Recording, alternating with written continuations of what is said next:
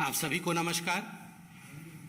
आज कई press conferences हुए हैं, आप सभी प्रेस कॉन्फ्रेंस में रहे, रविवार के दिन भी रहे, उसके लिए बहुत धन्यवाद। आज हमारे साथ दिल्ली प्रदेश के माननीय प्रदेश अध्यक्ष श्री आदेश गुप्ता जी भी हैं, उनका भी स्वागतम। बंधुगण, जिस प्रकार से अरविंद केजरीवाल जी का शासन दिल्ली में रहा, जिस प्रकार से काम नहीं करना और एक माहौल ऐसे बनाना जिससे यह प्रतीत हो कि वो बहुत मेहनत कर रहे हैं, बहुत परिश्रम कर रहे हैं और सिस्टम को सुधारने की कोशिश कर रहे हैं, आज एक उदाहरण के सहित हम उनके इस पोल को खोलेंगे। काम न करना, केवल काम का फिक्र करना और फिक्र का जिक्र करना, यह अरविंद केजरीवाल जी का यूएसपी रहा है। और खास करके विज्ञापनों के माध्यम से अपने पार्टी के भिन्न भिन्न विषयों को आगे बढ़ाने की चेष्टा करना, जो धरातल पे वास्तविकता नहीं है। आजकल भी हम टीवी ऑन करते हैं तो पंजाब के आदरणीय मुख्यमंत्री जी को एक एंटी करप्शन हेल्पलाइन के साथ देखते हैं। मुझे याद आता है जब पहली बार दिल्ली सरकार गठित हुई थी 2014 में, तो उस समय अरविंद केजरीवाल जी ठीक इसी प्रकार टीवी में आते थे और कहते थे कि आप में से कोई भी करप्शन को मत सहना, अगर कहीं भ्रष्टाचार होता है तो हम एक फोन नंबर देंगे, आप तुरंत उस पर फोन कर देना, मैं बैठा हूं, मैं पकड़ लूंगा उन लोगों को और सारे भ्रष्ट लोग जेल के पीछे होंगे। उन्होंने किसी को नहीं छोड़ा था। शीला दीक्षित जी के विषय में तो एक अटैची थी उनके पास, वहां से लेके लालू प्रसाद यादव इत्यादि 13 लोगों की लिस्ट भी थी। आज कुछ खुलासा हम तथ्यों के माध्यम से करने वाले हैं। अरविंद केजरीवाल जी अर्थात आम आदमी पार्टी का जो पहला कार्यकाल था दिल्ली में सरकार के रूप में, वह 28 दिसंबर 2013 से 14 फरवरी 2014 तक का था। 8 जनवरी 2014 को आप सभी को याद होगा, एक भ्रष्टाचार विरोधी helpline, anti corruption helpline Arvind Kejriwal ji ने स्वयं लॉन्च किया था। वो नंबर भी आपको याद होगा, बहुत विज्ञापन हुआ था उस नंबर का, 01127357169। यह वो हेल्पलाइन था और दावा किया गया था, अरविंद केजरीवाल जी खुद आते थे टीवी पे, प्रेस कॉन्फ्रेंस इत्यादि के माध्यम से दावा करते थे कि हजारों हजार फोन कॉल्स इस नंबर पे आ रहे हैं और बड़ा विशेष कार्यवाही जो है इस पे होने वाला है। हजारों कॉल्स आ रहे हैं, ये खुद अरविंद केजरीवाल जी ने कहा था। दूसरा कार्यकाल आम आदमी पार्टी का 2015 से 2020 तक था, 2020 तक था। 5 अप्रैल 2015 को पुनः एक नवगठित हेल्पलाइन लॉन्च किया गया था, एक नया नंबर लॉन्च किया गया था and the new number was 1031। और यह जो नंबर था, यह विजिलेंस डिपार्टमेंट, दिल्ली सरकार के विजिलेंस डिपार्टमेंट सतर्कता विभाग के अंतर्गत था कि विजिलेंस डिपार्टमेंट इसके ऊपर एक पैनी निगाह रखेगी और जो भी कॉल्स इसमें आएंगे उस पर कार्यवाही करने का काम विजिलेंस डिपार्टमेंट करेगी, क्योंकि विजिलेंस डिपार्टमेंट इन सारे कॉल्स को एसीबी, एंटी करप्शन ब्यूरो, उस समय विजिलेंस डिपार्टमेंट के अंडर में था, एसीबी के पास भेजेगी। इस पर भी बहुत विज्ञापन हुआ। एक ऐसा माहौल बनाया गया मानो भ्रष्टाचार के खिलाफ बहुत बड़ी लड़ाई लड़ने की चेष्टा अरविंद केजरीवाल जी की है। आपको याद होगा उसके पश्चात दिल्ली सरकार के सतर्कता विभाग अर्थात विजिलेंस डिपार्टमेंट में से एसीबी चला गया, एसीबी उनके पास नहीं रहा। जब एसीबी उनसे छिन गया तो आम आदमी पार्टी ने प्रेस कॉन्फ्रेंस किया और कुछ आंकड़े रखे। प्रेस कॉन्फ्रेंस के माध्यम से उन्होंने आंकड़े रखा कि ये जो हेल्पलाइन 1031 खोला गया था, उसके माध्यम से जो कॉल आए थे उनकी संख्या 1,25,000 की थी। 1,25,000 calls were received through this helpline, the anti-corruption helpline, that is 1031.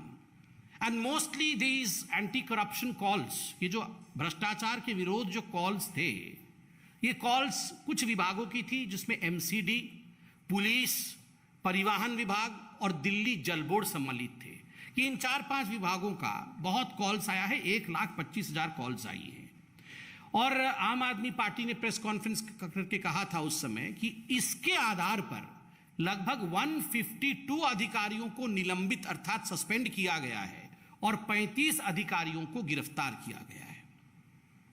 एक आरटीआई का सिलसिला चालू हुआ, राइट टू इंफॉर्मेशन है। लोगों ने जानना चाहा कि वास्तविकता इस नंबर का क्या था, कितने लोगों को वास्तविक रूप से इसमें सजा हुआ। जो दिल्ली पुलिस की आरटीआई की जवाब 13 मई 2015 को दिल्ली पुलिस से यह आरटीआई में मांगा गया कि कितने लोग गिरफ्तार हुए, क्योंकि जो नोडल एजेंसी है कार्यवाही करने की, एफआईआर दर्ज करने की, शिकायत दर्ज करने की, वो तो आप हैं। तो कितने लोग गिरफ्तार हुए, क्या कार्यवाही हुई? तो दिल्ली पुलिस का कहना था कि कुल मिलाकर के 1031 पे 282 कॉल्स मात्र आए और 7 केस दर्ज हुए। गिरफ्तारी किसी की नहीं हुई, मात्र 7 केस दर्ज हुए। Just imagine. आम आदमी पार्टी के प्रवक्ताओं ने, उनके नेताओं ने प्रेस कॉन्फ्रेंस करके कहा 1,25,000 कॉल्स आई, 152 सस्पेंड हो गए, 35 गिरफ्तार हो गए। भारी जुर्म हो गया था इसलिए 35 गिरफ्तार हो गए। किंतु दिल्ली पुलिस ने कहा कुल मिलाकर के 282 कॉल्स आए। डिफरेंस देखिए, 1,25,000 और 282, और केवल 7 केस दर्ज हुए। कोई गिरफ्तार नहीं हुआ, कोई 7 केस दर्ज हुए। ठीक उसी प्रकार स्पेशल सीपी एंटी करप्शन एक विभाग था, उसके जो स्पेशल सीपी थे, स्पेशल सीपी के अनुसार 20 अप्रैल 2015 को उन्होंने कहा कि ये जो 1031 हेल्पलाइन था, इसमें मैक्सिमम 451 शिकायतें आईं, 11 मामले दर्ज हुए। 7 से 11 मामले। एसीबी जो एंटी करप्शन ब्यूरो था, उनका मानना था कि 11 मामले दर्ज हुए, पुलिस ने कहा 7 मामले दर्ज हुए। बाद में आपको पता है ये जो हेल्पलाइन था 1031, जिसके ऊपर इतना फैनफेयर हुआ था कि पता नहीं दिल्ली का चेहरा बदल जाएगा, करप्शन आम आदमी के जीवन से समाप्त हो जाएगा, ये बंद हो गया। ये कोविड हेल्पलाइन में परिवर्तित कर दिया गया और अभी भी ये बंद है। आज पंजाब के चीफ मिनिस्टर इसी प्रकार के एक हेल्पलाइन को लेकर वो कहीं ना कहीं पंजाब बदल जाएगा इस प्रकार की राजनीति भी कर रहे हैं। और आपको जान के आश्चर्य होगा कि उस समय के जो एसीबी अधिकारी थे, ये ऑन रिकॉर्ड है, ये पब्लिक में है, कि उस समय के जो एसीबी अधिकारी थे, उन्होंने कहा कि ये जितने भी 1031 पे कॉल आए थे उनका कोई रिकॉर्ड नहीं है, no record keeping could be done. Why? क्योंकि ये सब दिल्ली सरकार ने उस समय निजी स्वयं सेवकों को रखा था। निजी मतलब अपने ही जो सिविल सोसाइटी के लोग होते हैं, एनजीओ के लोग होते हैं, उनको रखा था इस काम को करने के लिए। सो दे वर नॉट क्वाइट डेप्थ। उनको पता नहीं था कि इस प्रकार इस हेल्पलाइन को हैंडल करना है, इसलिए कोई रिकॉर्ड कीपिंग नहीं हुआ है। इसलिए यह बताना संभव नहीं है कि वास्तविक रूप में किसी पे काम हुआ है या नहीं हुआ है। खोदा पहाड़ निकली चुहिया, एक मुहावरा है।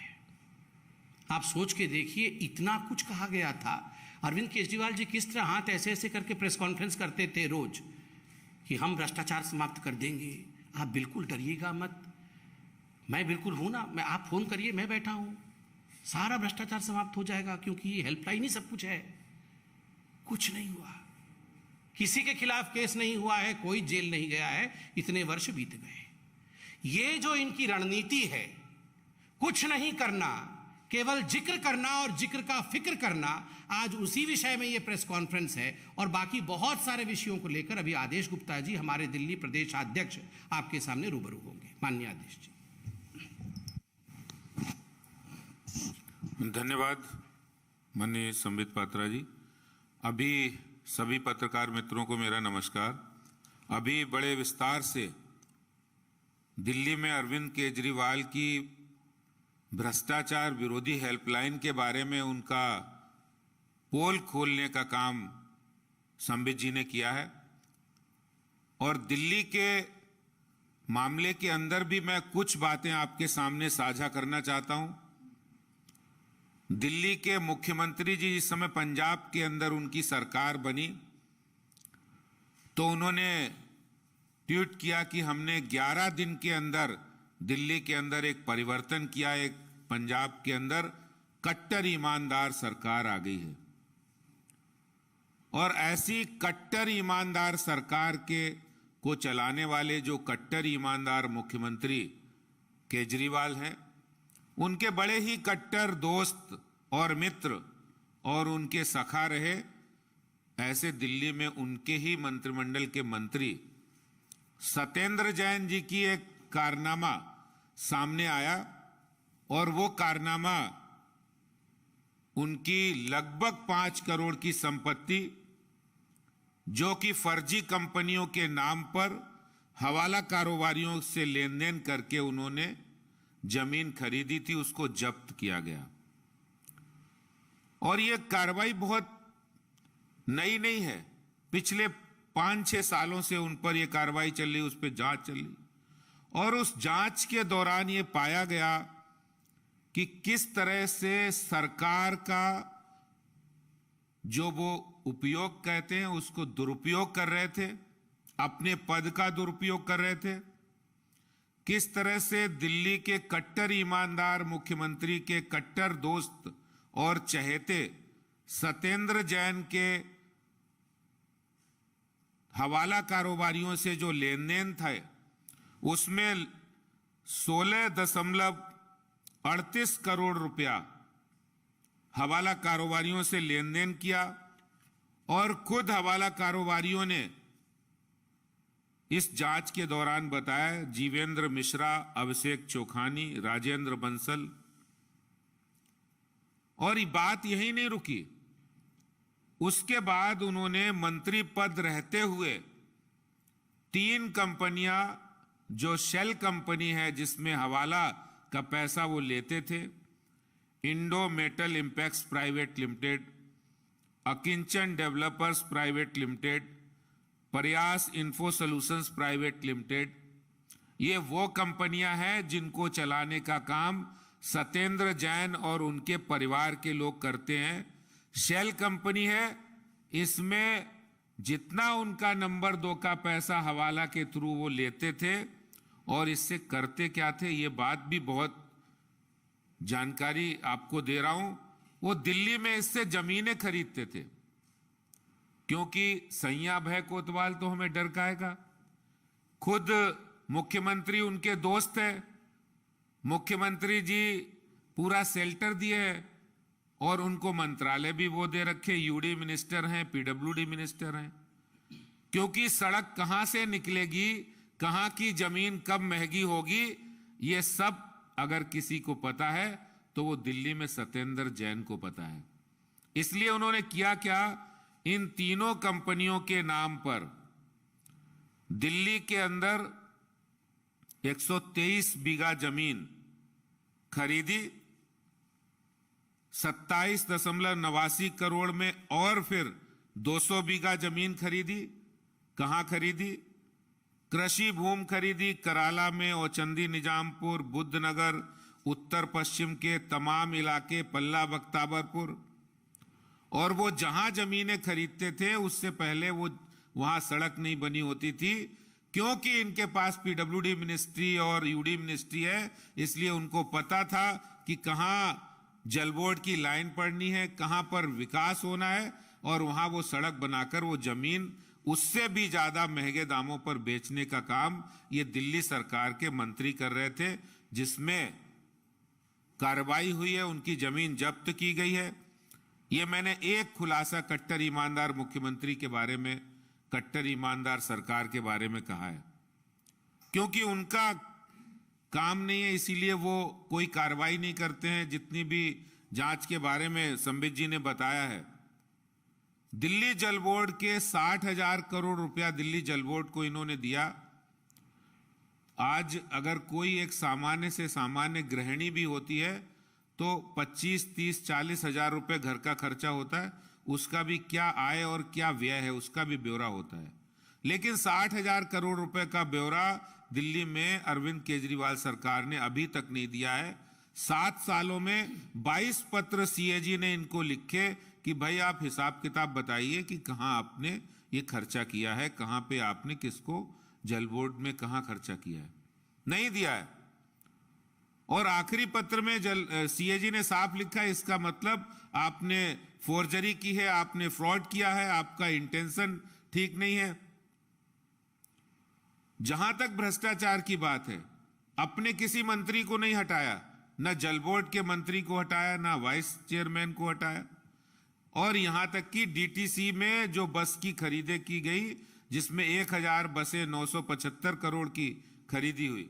पहले तो टेंडर नहीं किए क्योंकि नीयत नहीं ठीक थी, और जब टेंडर किए तो उन 1000 बसों की खरीद में 975 करोड़ रुपया खर्च होता है, और उसके मेंटेनेंस का एक अलग से टेंडर करते हैं, वो 3500 करोड़ का। मतलब खरीदी नई बसें, उसमें मेंटेनेंस भी शामिल है, लेकिन अलग से एक मेंटेनेंस का टेंडर करके 3500 करोड़ रुपया, जिसकी शिकायत भारतीय जनता पार्टी ने की। अब सीबीआई उसकी जांच कर रही है, लेकिन अभी तक मंत्री को नहीं हटाया, क्योंकि उन्हें भ्रष्टाचार करने वाले, उनको ऐसा लगता है जैसे उनके लिए दूध देने वाली जैसे गाय होती है, उसी तरह से वो सारे मंत्री, सारे विधायक, वो सारे भ्रष्टाचारी वो साथ रखे हुए। और जिस तरह से दिल्ली के अंदर शराब माफिया के साथ जो गलबैयां की है, जो उन्होंने गठबंधन किया है और उनको हजारों करोड़ रुपए का फायदा पहुंचाया है, ये भी भ्रष्टाचार का ही एक बहुत बड़ा नमूना हम लोगों को देखने को मिल रहा है। दिल्ली के अंदर जो लोग बड़ी बाहें फाड़ते थे, जो जोर जोर से चिल्लाकर कहते थे कि हम ईमानदार सरकार लाएंगे, ईमानदारी की बात करते थे, हेल्पलाइन जारी करते थे, आज वो शराब माफिया के साथ मिलकर भ्रष्टाचार कर रहे हैं। वो दिल्ली जल बोर्ड में भ्रष्टाचार कर रहे हैं, वो दिल्ली डीटीसी में भ्रष्टाचार कर रहे हैं। और इसके साथ ही साथ जो लोग ये कहते थे कि हम ईमानदार हैं, वही लोग दिल्ली के मुख्यमंत्री अपने घर के अंदर 21 करोड़ की लागत से स्विमिंग पूल बनवाने का काम कर रहे हैं, जो ये कहते थे ना मैं गाड़ी लूंगा, ना बंगला लूंगा, ना सुरक्षा लूंगा। तो ये भ्रष्टाचार की पोल आज जो उनका कमिटमेंट था, वो आज जनता के सामने आ गया है। जो उन्होंने वादे किए थे भ्रष्टाचार को समाप्त करने के लिए, बड़े बड़े उनके पास पुलिंदे थे। जिस टैंकर माफिया को वो समाप्त करने के लिए शीला जी के राज में कहते थे इस टैंकर माफिया को समाप्त कर देंगे, वही टैंकर माफियाओं से आज इनके विधायक मंथली ले रहे हैं, और इस जुर्म में इनके एक विधायक जेल भी जा चुके हैं। तो ये इनकी असली कहानी, आज कुछ कहानी आपको मैंने बताई है कि दिल्ली में भ्रष्टाचार विरोधी हेल्पलाइन चलाकर दिल्ली के अंदर, देश के अंदर भ्रष्टाचार के खिलाफ लड़ाई लड़ने वाले आज खुद भ्रष्टाचार कर रहे हैं दिल्ली के अंदर। ये बात मैं आपके बीच कहना चाहता हूं। धन्यवाद। Any questions? सर, आप अभी जहांगीरपुरी के होकर आए हैं, उसके बारे में बताया, क्योंकि लॉ एंड ऑर्डर सीधा एमएचए के अंडर आता है।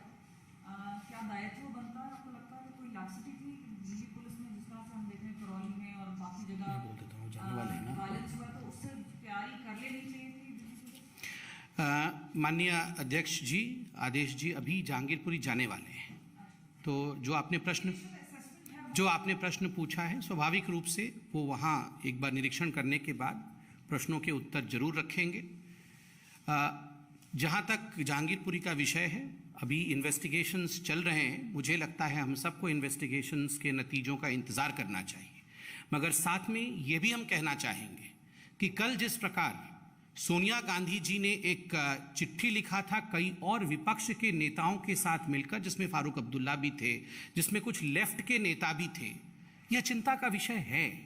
यह चिंता का विषय है क्योंकि जो सिलेक्टिव पॉलिटिक्स, चयनात्मक राजनीति विपक्ष के कुछ नेता कर रहे हैं, वह देश के लिए उचित नहीं है, देश के लिए हानिकारक है। सोनिया जी ने इस चिट्ठी में विचारधारा की बात की थी। आज प्रश्न उठता है, कौन सा ऐसा विचारधारा है जो देश में इस प्रकार दंगे कराता है? इस विचारधारा का नाम 70 वर्षों से एक ही है, और उसका नाम है तुष्टीकरण की विचारधारा। The politics and the policy of करना, मुझे लगता है ये बहुत दुखी है। बहुत बहुत धन्यवाद।